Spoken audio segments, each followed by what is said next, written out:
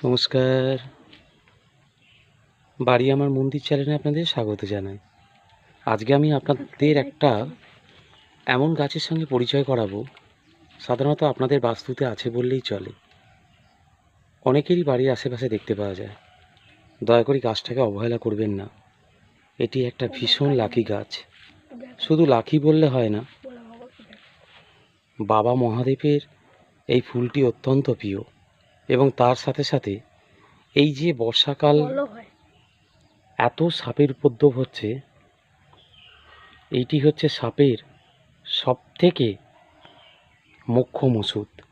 কারণ এই গাছটা যদি বাড়ির আশেপাশে থাকে তাহলে জাত সাপ আর ধারে কাছে আসে না। দয়া করে আপনারা পারলে একটি করে এই গাছ বাড়ির আশেপাশে লাগিয়ে রাখবেন, বা যদি থাকে এটাকে উপড়ে ফেলবেন না। নমস্কার, দেখা হচ্ছে পরের ব্লগে। আপনারা একটি লাইক, একটি কমেন্ট এবং একটি সাবস্ক্রাইব করবেন।